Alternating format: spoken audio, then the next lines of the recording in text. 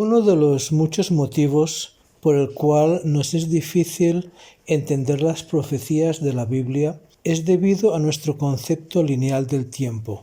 Nosotros tenemos este pensamiento porque lo aprendimos de los griegos.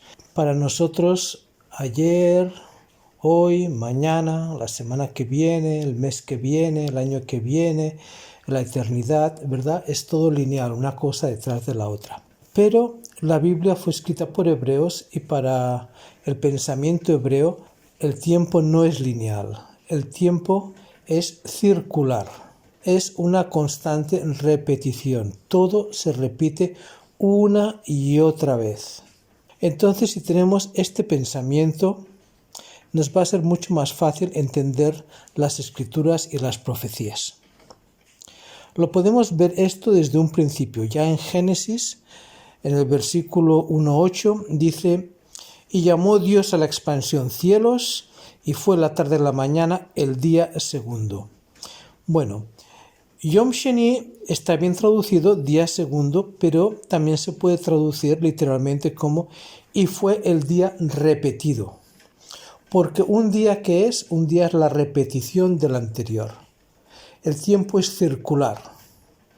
Todo se repite, tú te levantas por la mañana, te desperezas, tomas un café, tomas un devocional, desayunas, coges el mismo transporte todos los días, vas al trabajo, comes generalmente con las mismas personas en el mismo lugar, trabajas por la tarde, coges el transporte, vas a tu casa, saludas a tu familia, miras Netflix y te vas a dormir y al día siguiente, ¿qué haces? Te levantas, te desperezas, tomas un café, tomas un devocional, desayunas, te aseas, es todo una constante repetición.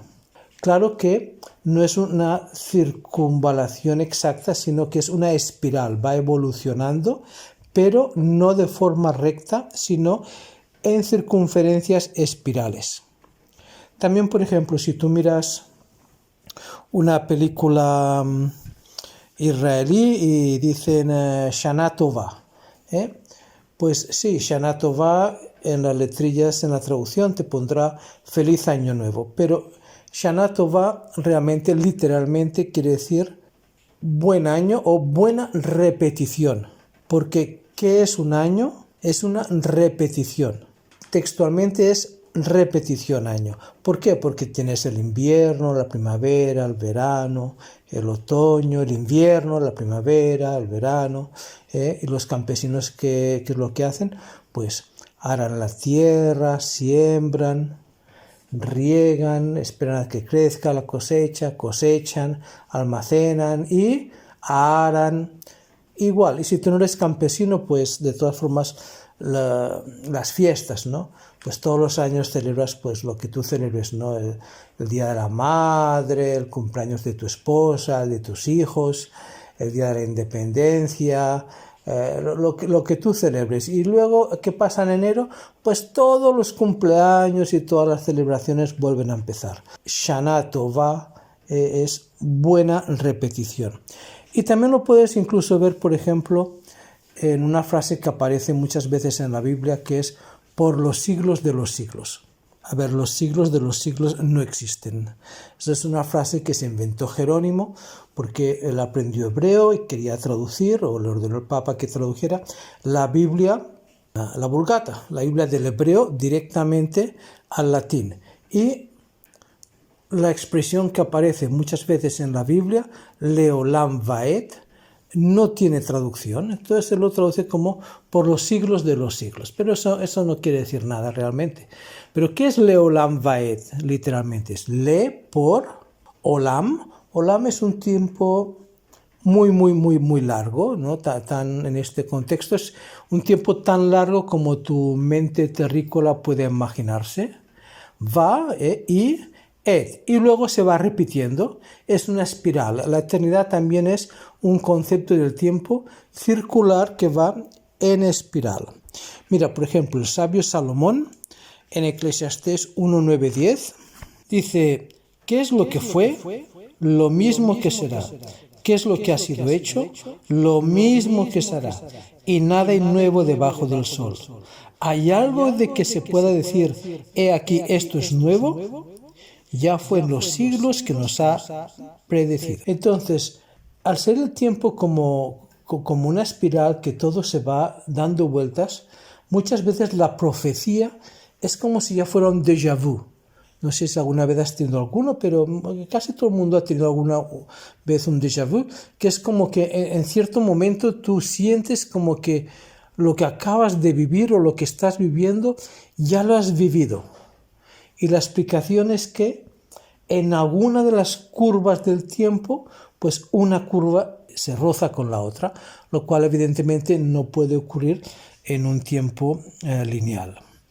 Por eso que luego cuando estudias las profecías, fíjate que muchas veces no está nada claro si está hablando de lo que pasó, de lo que está pasando, de lo que pasará. Por ejemplo, Mateo 24, respondiendo él les dijo, ¿veis todo esto? De cierto os digo que no quedará aquí piedra sobre piedra que no sea derribada. Esto se cumplió en el año 70, ¿verdad? Con la destrucción del templo.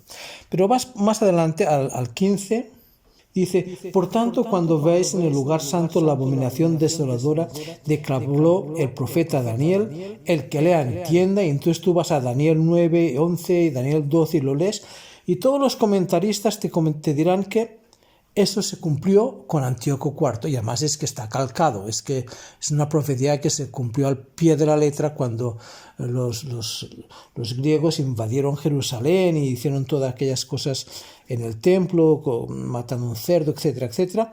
Puedes encontrar toda la documentación y tú dices, ¿por qué tiene que entender si está una profecía que está hablando del futuro y aquí está hablando de algo que ya pasó? Y luego sigues más adelante y dices, bueno, todo esto se cumplió, ¿cuándo? Sí, 30 o 40 años después de que Jesús dijera esto, la destrucción del templo, y gracias a esta profecía, muchos judeocristianos huyeron de Jerusalén, se fueron concretamente a Perea, y no murieron en Jerusalén cuando entraron los romanos. Pero luego vas, por ejemplo, al 27. Porque como el relámpago que sale del oriente y se muestra hasta el occidente, así será también la venida del Hijo del Hombre. Obviamente esto no se ha cumplido, se cumplirá en el futuro. Entonces tú lees esta profecía, dices, ¿pero de qué estamos hablando aquí? ¿Del pasado, del presente, del futuro? Hay que mirar que todo se va repitiendo. Y esto no es una cosa nueva, eso es una cosa, si tú, por ejemplo, crecieras como judío de pequeñito, este concepto lo tendrías desde un principio. Fíjate, por ejemplo, Zacarías 8:19. Así ha dicho el Señor de los ejércitos, el ayuno del cuarto mes, el ayuno del quinto, el ayuno del séptimo, etc. Está hablando aquí de unos ayunos que se realizaban, que se realizan desde hace miles de años y que se seguirán realizando en la época mesiánica. En el futuro se seguirán, eso es para siempre, como pone más adelante en estos versículos. Pero ¿de qué ayuno se está hablando? Está hablando del ayuno que se conoce, el primero es el de Tamuz y el segundo es el del 9 de Av, que es un tiempo de repetición. Es un ayuno porque todas las catástrofes de la historia del pueblo judío se repiten constantemente en la misma fecha. En julio y agosto, ¿no? Lo que es el 9 de Av. Ahí fue en esas fechas, el 17, el Tamuz, fue cuando Moisés se encolorizó y rompió las tablas de la Torá. Fue el 9 de Av, fue cuando hubo la destrucción del primer templo. En esa misma fecha fue la destrucción del segundo templo. En esas mismas fechas fue cuando expulsaron a los judíos de España, cuando expulsaron a los judíos de Inglaterra. Y puedes ir buscando, fue el inicio de la Primera Guerra Mundial, donde murieron muchísimos judíos, fueron grandes eventos en el Holocausto y todo se repite porque no hay nada nuevo bajo el sol. Todo se va repitiendo y repitiendo y repitiendo. Y por si no está claro, te pondré un ejemplo más. Si tú buscas Números 24 y 17, dice, está Balaam profetizando y dice, lo veré, mas no ahora, lo miraré, mas no de cerca. Saldrá estrella de Jacob y se levantará cetro de Israel, y herirá las sienes de Moab y destruirá a todos los hijos de Sed. Tú lo lees así y dices, vaya, pues es una profecía que obviamente se cumplió. Pero Si vas a los originales, no está en futuro, está en pasado. No dice saldrá estrella, sino salió estrella de Jacob. Y no dice y se levantará cetro de Israel, sino que dice y se levantó cetro de Israel. Pero ¿qué es lo que pasa? Es imposible que sea en pasado, aunque está escrito en pasado, porque eso no había ocurrido. De hecho, ni tan siquiera habían llegado todavía a la tierra de Israel, o sea, lo que les faltaba todavía. Pero sí se cumplió en el futuro, ¿verdad? Seguirá cumpliendo hasta la llegada del Mesías. Pero ¿por qué entonces pone en pasado algo que va a ocurrir en el futuro? El traductor evidentemente sabe que eso está en pasado, pero lo traduce como que en futuro porque es imposible en pasado. Entonces lo altera un poco en la traducción. En las Biblias rabínicas sí está puesto tal como está puesto en pasado, pero en los comentarios pone eso no ocurrió en el pasado, eso ocurrirá. Lo que pasa es que el profeta lo está viendo de una manera como si ya hubiera ocurrido lo que va a ocurrir. En conclusión, hay muchas dificultades para entender las profecías que se encuentran en las Escrituras y una de las dificultades muchas veces es que no entendemos cuándo está ocurriendo eso. Porque unos comentaristas te dicen, esto ya pasó. Otros dicen, esto va a pasar. Otros te dicen, esto está pasando. ¿Quién de ellos está en lo correcto? No lo sé, pero más de una vez pueden estar más de uno en lo correcto. Puede estar en pasado, presente, puede estar en futuro, o se ha cumplido un montón de veces más y se seguirá cumpliendo un montón de veces más. Se seguirá repitiendo. Lo importante es que uno tenga el concepto de que el tiempo no es lineal. El tiempo es leolam vaed.